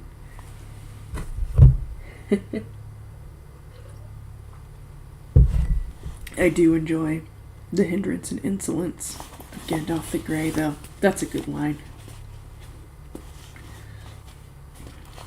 They took me, and they set me alone on the pinnacle of Orthanc, in the place where Saruman was accustomed to watch the stars. There is no descent save by a narrow stair of many thousand steps, and the valley below seems far away. I looked on it and saw that, whereas it had once been green and fair, it was now filled with pits and forges. Wolves and orcs were housed in Isengard, for Saruman was mustering a great force on his own account, in rivalry of Sauron, and not in his service yet. Over all his works a dark smoke hung and wrapped itself about the sides of Orthanc. I stood alone on an island in the clouds, and I had no chance of escape, and my days were bitter. I was pierced with cold, and I had but little room in which to pace to and fro, brooding on the coming of the riders to the north. That the Nine had indeed arisen, I felt assured, apart from the words of Saruman, which might be lies. Long ere I came to Isengard, I had heard tidings by the way that could not be mistaken. Fear was ever in my heart for my friends in the Shire. But I still had some hope. I hoped that Frodo had set forth at once, as my letter had urged, and that he had reached Rivendell before the deadly pursuit began. And both my fear and my hope proved ill-founded, for my hope was founded on a fat man in Bree, and my fear was founded on the cunning of Sauron. But fat men who sell ale have many calls to answer, and the power of Sauron is still less than fear makes it. But in the circle of Isengard, trapped and alone, it was not easy to think that the hunters before whom all have fled or fallen would falter in the Shire far away. "I saw you," cried Frodo. "You were walking backwards and forwards. The moon shone in your hair." Gandalf paused astonished and looked at him. "It was only a dream," said Frodo, "but it suddenly came back to me. I had quite forgotten it. It came some time ago, after I left the Shire, I think." "Then it was late in coming," said Gandalf. "As you will see, I was in an evil plight, and those who know me will agree that I have seldom been in such need, and do not bear such misfortune well. Gandalf the Grey, caught like a fly in a spider's treacherous web, yet even the most subtle spiders may leave a weak thread.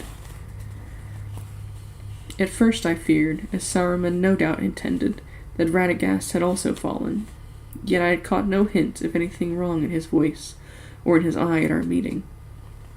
If I had, I should never have gone to Isengard, or I should have gone more warily. So Saruman guessed, and he had concealed his mind and deceived his messenger. It would have been useless in any case to try and win over the honest Radagast to treachery. He sought me in good faith, and so persuaded me. That was the undoing of Saruman's plot, for Radagast knew no reason why he should not do as I asked, and he rode away towards Mirkwood, where he had many friends of old, and the eagles of the mountains went far and wide, and they saw many things, the gathering of wolves, and the mustering of orcs, and the 9 riders going hither and thither in the lands, and they heard news of the escape of Gollum, and they sent a messenger to bring these tidings to me. So it was that when summer waned, there came a night of moon, and Gwaihir, the Wind Lord, swiftest of the great eagles, came unlooked for to Orthanc, and found me standing on the pinnacle. Then I spoke to him, and he bore me away, before Saruman was aware. I was far from Isengard, ere the wolves and orcs issued from the gate to pursue me. "How far can you bear me?" I said to Gwaihir. "Many leagues," said he, "but not to the ends of the earth. I was sent to bear tidings, not burdens."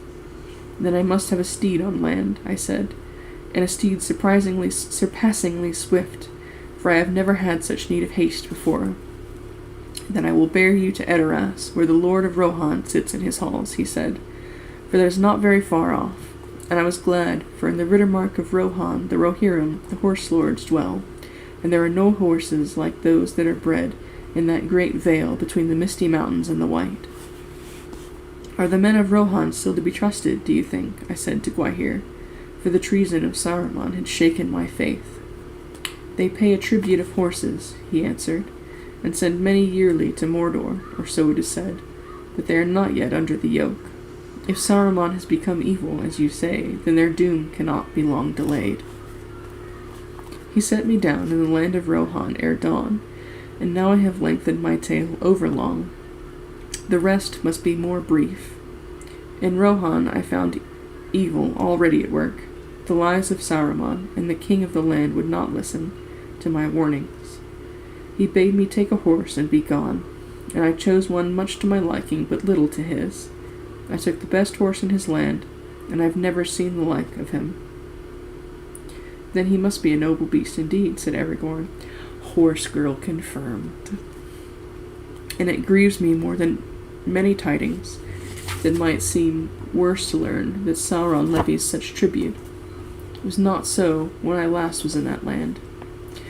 Nor is it now, I will swear, said Boromir. It is a lie that comes from the enemy. I know the men of Rohan, true and valiant, our allies, dwelling still in the lands that we gave them long ago. The shadow of Mordor lies on distant lands, answered Aragorn. Saruman has fallen under it. Rohan is beset. Who knows what you will find there if you ever return? Not this, at least, said Boromir, that they will buy their lives with horses. They love their horses next to their kin, and not without reason, for the horses of the Rittermark come from the fields of the north, far from the shadow, and their race, as that of their masters, is descended from the free days of old. True indeed, said Gandalf. And there is one among them that might have been foaled in the morning of the world. The horses of the Nine cannot vie with him, tireless, swift in the flowing wind. Shadowfax they called him. By day his coat glistened like silver, and by night it is like a shade, and he passes unseen. Light is his footfall. Never before had any man mounted him. But I took him and I tamed him, and so speedily he bore me that I reached the Shire when Frodo was on the Barrow Downs, though I set out from Rohan only when he had first set out from Hobbiton. Gandalf also, horse girl confirmed. And quite possibly Tolkien himself.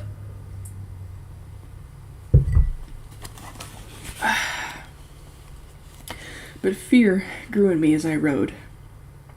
Ever as I came north, I heard tidings of the riders, and though I gained on them day by day, they were ever before me. They had divided their forces, I learned. Some remained on the eastern borders, not far from the Greenway, and some invaded the Shire from the south. I came to Hobbiton, and Frodo had gone, but I had words with old Gamgee. Many words, and few to the point. He had much to say about the shortcomings of the new owners of Bag End. I can't abide changes, said he. Not at my time of life. And least of all changes for the worst. Changes for the worst, he repeated many times. Of course we're getting some very, very important news from the Shire. Thank you, Gandalf. This was definitely necessary news. Worst is a bad word, I said to him, and I hope you do not live to see it. But amidst his talk I gathered at last that Frodo had left Hobbiton less than a week before, and that a black horseman had come to the hill the same evening. Then I rode on in fear. I came to Buckland and found it in uproar, as busy as a hive of ants that has been stirred with a stick. I came to the house at Crickhollow, and it was broken open and empty, but on the threshold there lay a cloak that had been Frodo's. Then, for a while, hope left me, and I did not wait to gather news, or I might have been comforted, but I rode on the trail of the riders. It was hard to follow, for it went many ways, and I was at a loss. But it seemed to me that one or two had ridden towards Bree, and that way I went, for I thought of words that might be said to the innkeeper. Butterbur, they call him, thought I. If this delay was his fault, I will melt all the butter in him. That's a good line. I will roast the old fool over slow fire. He expected no less, and when he saw my face, he fell down flat and began to melt on the spot. What did you do to him? cried Frodo in alarm. "He was really very kind to us, and did all that he could." Gandalf laughed. "Don't be afraid," he said. "I did not bite, and I barked very little." So overjoyed was I by the news that I got out of him when he stopped quaking, that I embraced the old fellow. How it happened I could not help then guess, but I learned that you had been in Bree the night before, and had gone off that morning with Strider. "Strider!" I cried, shouting for joy. "Yes, sir, I am afraid so, sir," said Butterbur, mistaking me. "He got at them, in spite of all that I could do, and they took up with him.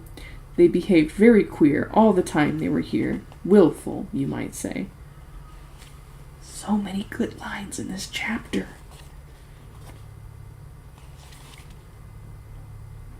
"Ass, fool, thrice worthy and beloved Barlaman," said I. "It's the best news I have had since midsummer. It's worth a gold piece at the least. May your bier be laid under an enchantment of surpassing excellence for 7 years," said I. Now I can take a night's rest, the first since I have forgotten when.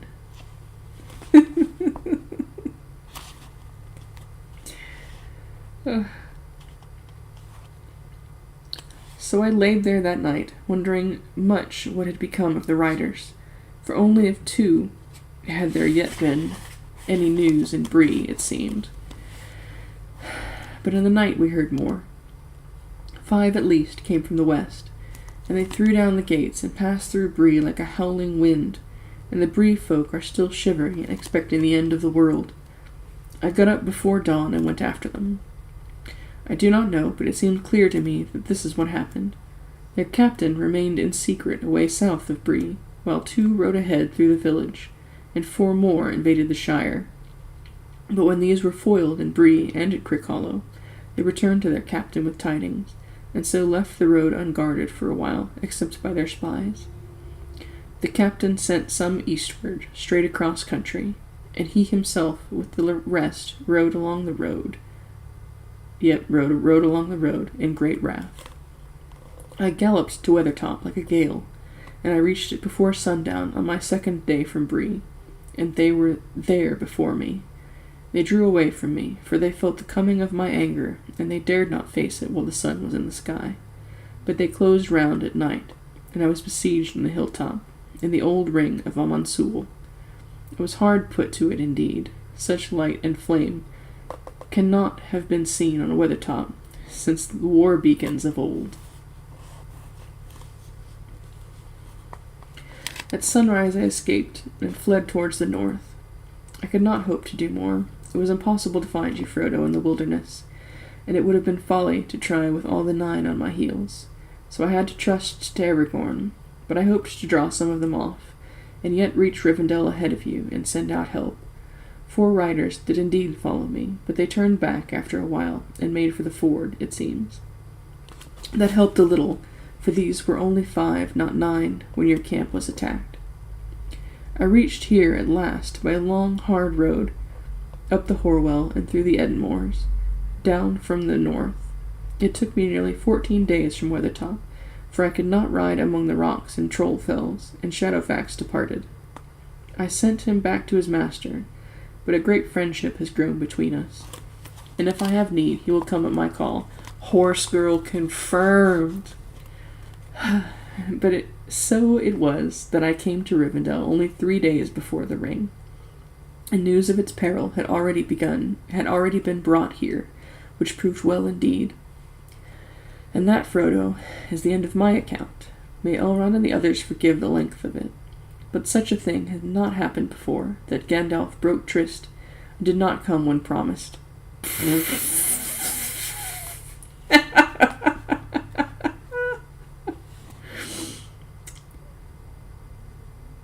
Okay. An account to the ring-bearer of so strange an event was required, I think. Well, the tale is now told from first to last. Here we all are, and here is the ring. We have not yet come any nearer to our purpose. What shall we do with it? This would be a great time for a,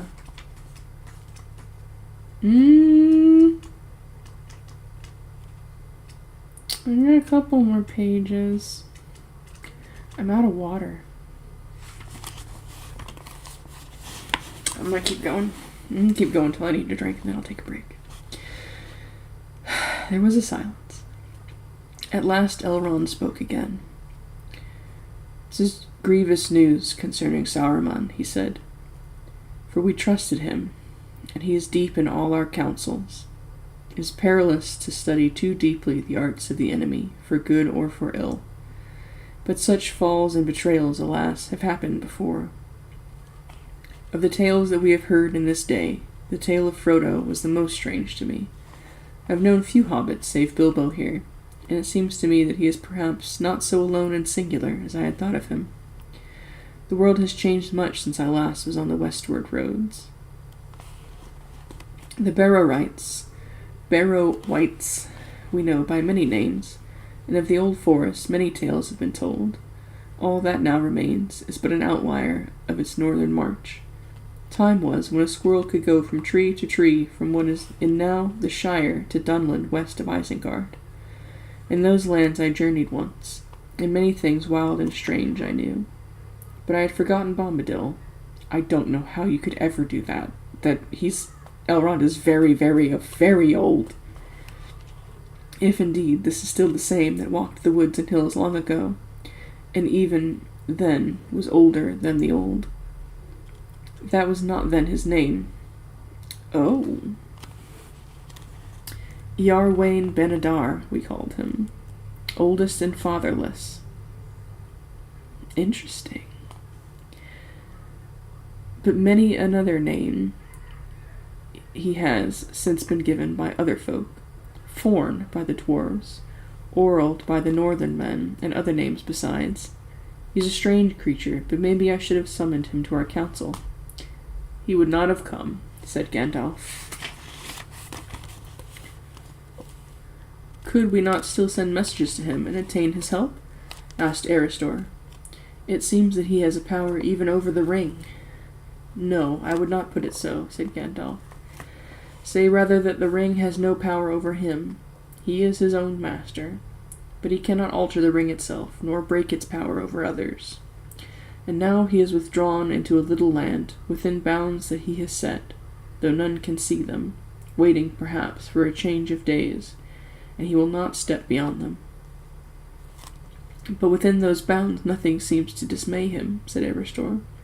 "Would he not take the ring and keep it there, forever harmless?" "No," said Gandalf, "not willingly. He might do so, if all the free folk of the world begged him, but he would not understand the need. And if he were given the ring, he would soon forget it, or most likely throw it away. Such things have no hold on his mind. He would be a most unsafe guardian, and that alone is answer enough." "But in any case," said Glorfindel, "to send the ring to him would only postpone the day of evil. He is far away.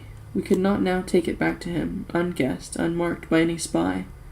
And even if we could, soon or late the Lord of the Rings would learn of its hiding place, and would bend all his power towards it.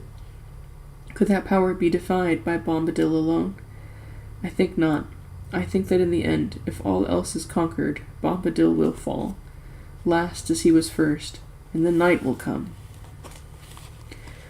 "I know little of Iarwain save the name," said Galdor, "but Glorfindel, I think, is right.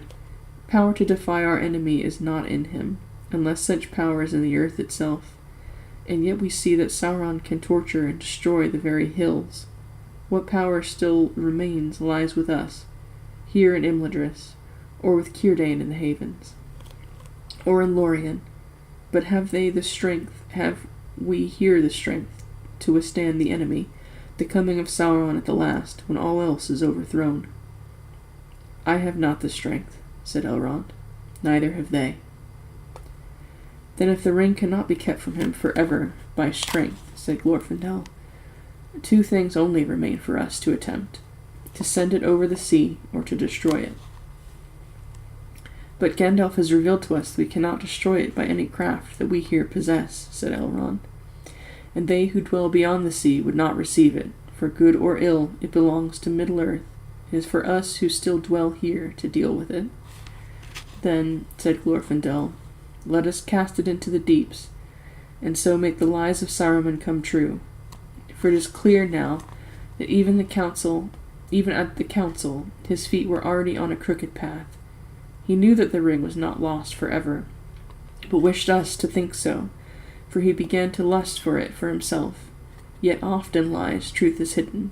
In the sea it would be safe. Not safe forever, said Gandalf. There are many things in the deep waters, and seas and lands may change. And it is not our part here to take thought only for a season, or for a few lives of men, or for a passing age of the world. We should seek a final end of this menace, even if we do not hope to make one. And that we shall not find on the roads to the sea, said Galdor.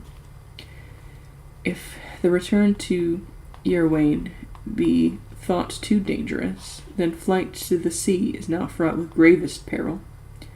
My heart tells me that Sauron would expect us to take the western way, when he learns what has befallen. He soon will. The Nine have been unhorsed indeed, but that is but a respite, ere they find new steeds and swifter.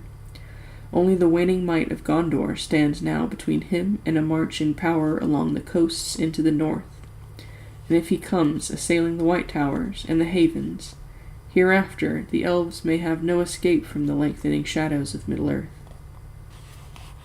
Long yet will that march be delayed, said Boromir. Gondor wanes, you say, but Gondor stands. Even the end of its strength is still very strong.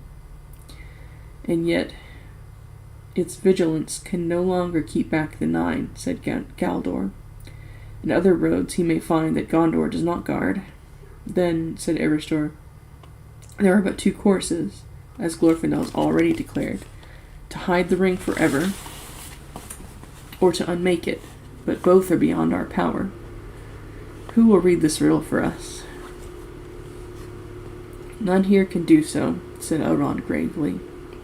At least none can foretell what will come to pass, if we take this road or that. But it seems to me now clear which is the road that we must take. The westward road seems the easiest, therefore it must be shunned. It will be watched. Too often the elves have fled that way. Now at this last we must take a hard road, a road unforeseen. There lies our hope, if hope it be. To walk into peril, to Mordor, we must send the ring to the fire.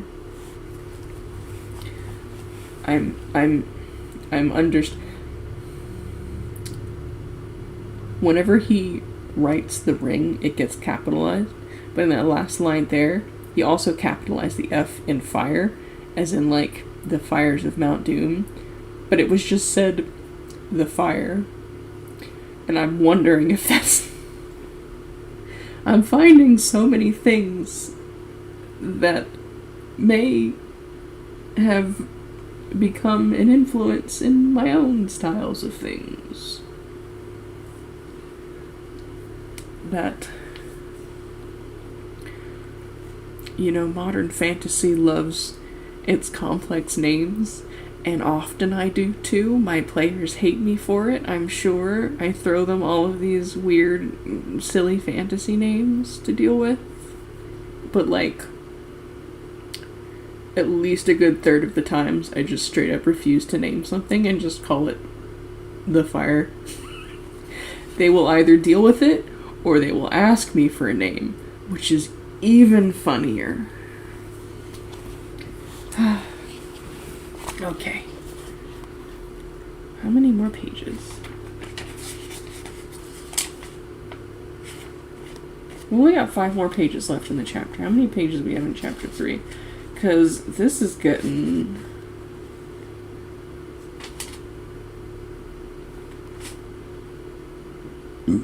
Okay.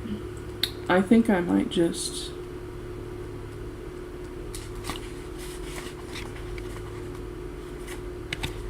Okay, I've got 30-something pages left. 34 pages left. That's...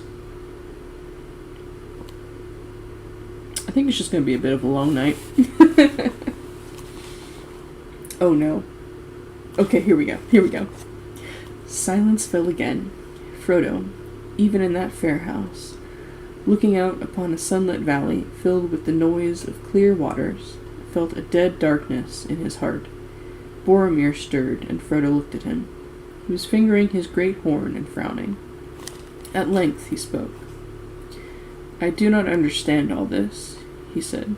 "Sauron is a traitor, but did he not have a glimpse of wisdom? Why do you speak ever of hiding and destroying? Why should we not think of the great ring that has come into our hands to serve us in the very hour of need?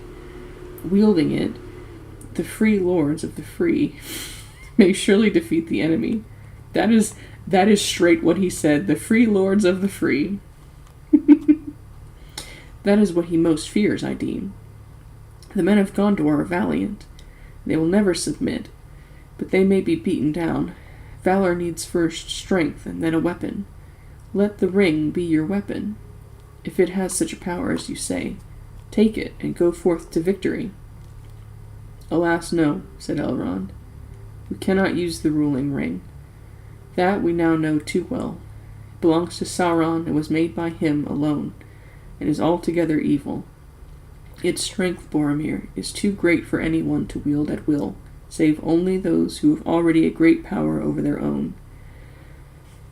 But for them it holds an even deadlier peril.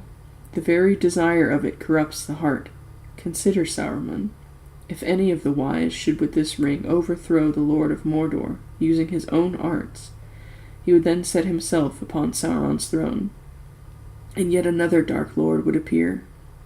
And that is another reason why the ring should be destroyed.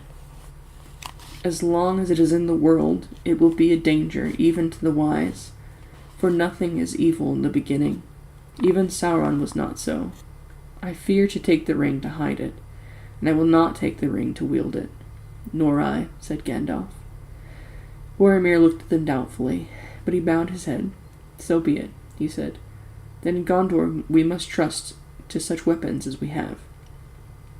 And at the least, while the wise ones guard the ring, we will fight on. Mayhap the sword that was broken may still stem the tide, if the hand that wields it has inherited not an heirloom only, but the sinews of the kings of men." "Who can tell?" said Aragorn. "But we will put it to the test one day."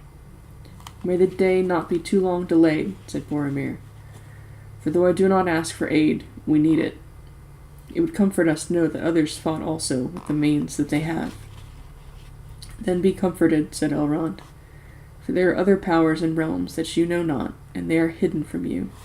And when the Great flows past many shores, ere it comes to Argonath and the gates of Gondor. Still, it might be well for all," said Glóin the dwarf, "if all these strengths were joined, and the powers of each were used in league. Other rings there may be, less treacherous, that might be used in our need. The seven are lost to us, if Balin has not found the ring of Thror, which was the last. Naught has been heard of since Thror perished in Moria. Indeed, I may now reveal that it was partly in hope to find that ring that Balin went away." "Balin will find no ring in Moria," said Gandalf.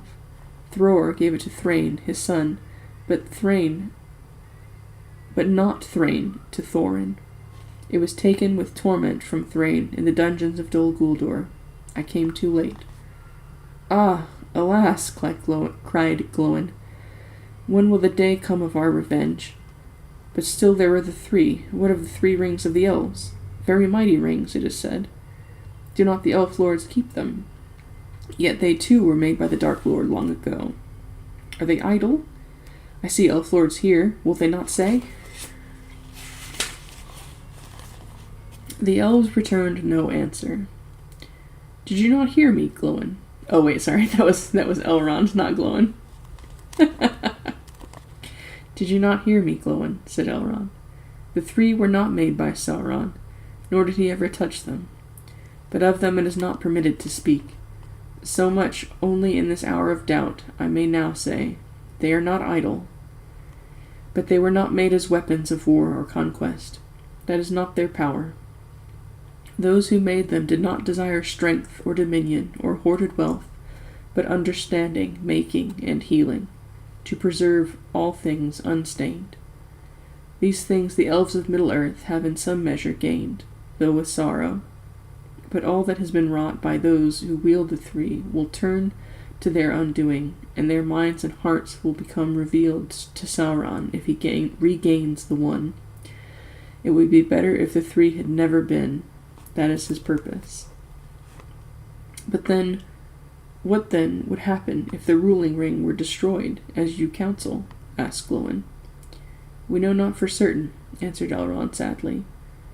Some hope that the three rings, which Sauron has never touched, would then become free, and their rulers might heal the hurts of the world that he has wrought. But maybe when the one has gone, the three will fail, and many fair things will fade and be forgotten. That is my belief. Oh, Elrond. He is really given, 1,000-yard stare here. Damn. Yet all the elves are willing to endure this chance, said Glorfindel. If by it the power of Sauron may be broken, and the fear of his dominion be taken away forever. Shoot, it's still getting me.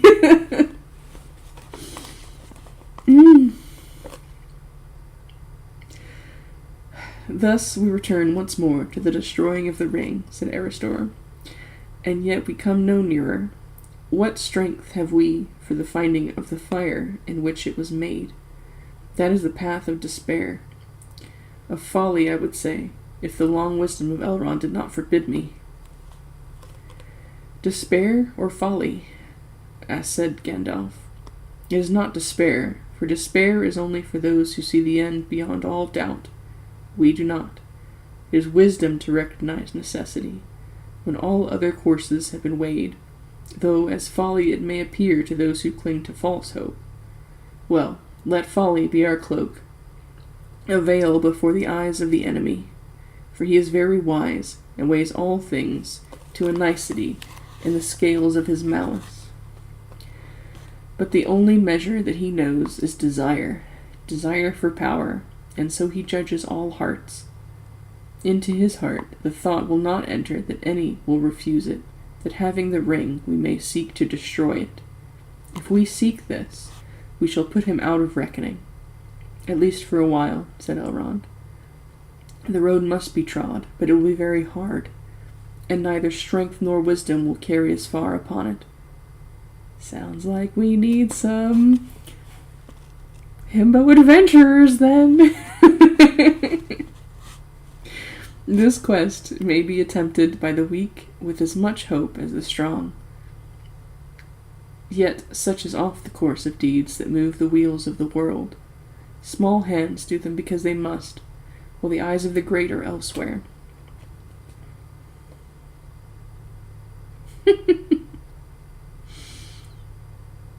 Very well, Master Elrond, said Bilbo suddenly. Say no more. It is plain enough what you are pointing at. Bilbo the silly hobbit started this affair, and Bilbo had better finish it, or himself. I was very comfortable here, and getting on with my book. If you want to know, I'm just writing an end for it. And the thought of pudding, and he lived happily ever afterwards to the end of his days. It is a good ending, and none the worse for having been used before.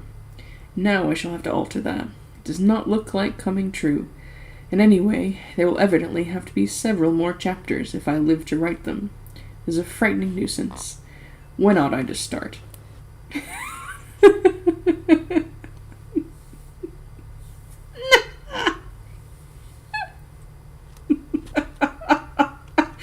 the next line's got me too.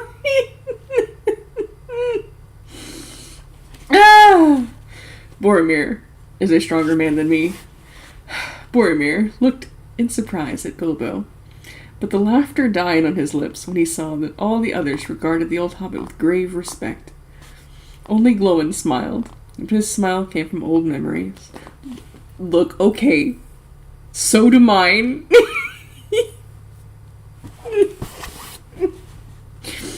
Of course, my dear Bilbo, said Gandalf. If you had really started this affair, you might be expected to finish it. But you know well enough now that starting is too great a claim for any, and that only a small part is played in great deeds by any hero.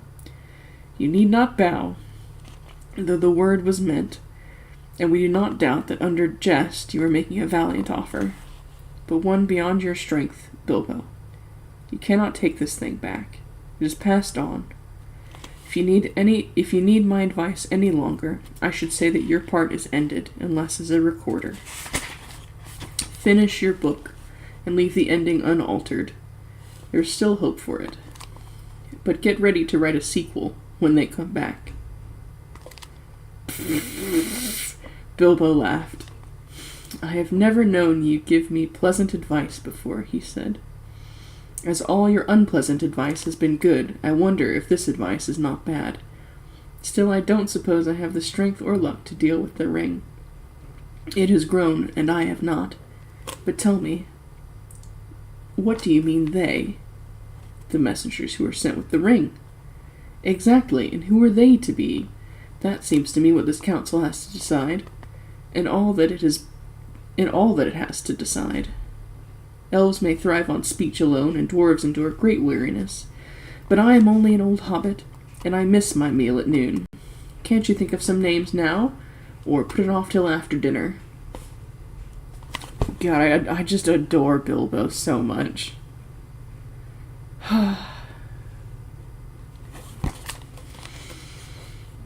He's put paragraph breaks here, by the way. Like big honkin', space paragraph breaks. So it feels weird to not pause, but no one answered. The noon bell rang. Still no one spoke. That's the next line, so it also feels weird to pause. I don't know. Whatever. No one answered. The noon bell rang. Still no one spoke.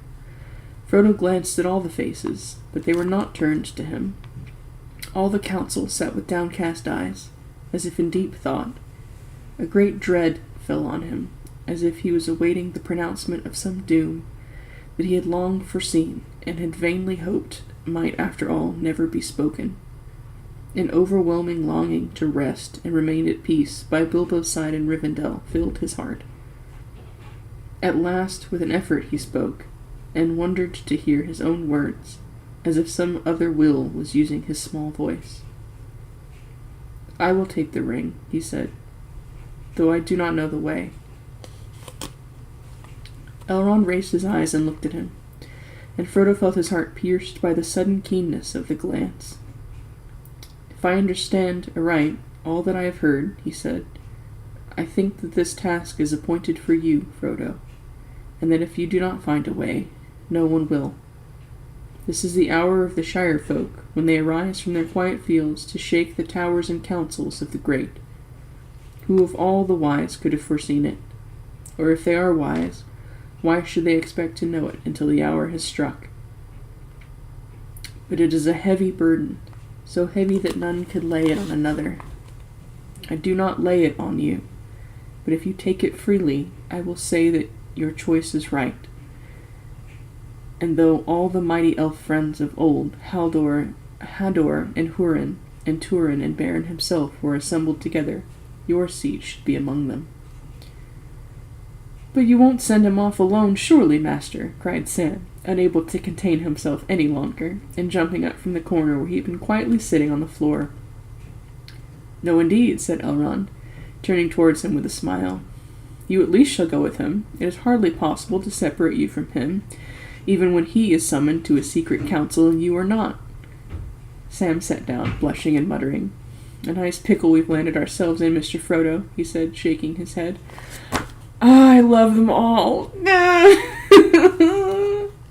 I think that may be a really good stopping point for tonight, because the next chapter is The Ring Goes South, in which we have a lot more cleaning up to do, and the whole party to form. But I kind of want to sit with this one for a bit. A lot happened.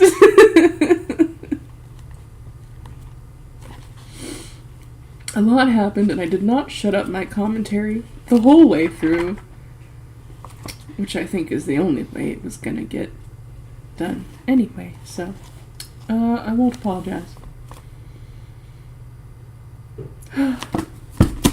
Yeah, I think I'm gonna have to amend it. We're gonna start with chapter 3, The Ring Goes South, after we actually assemble our whole party here. Next time. Thanks for joining me tonight. Have a good week.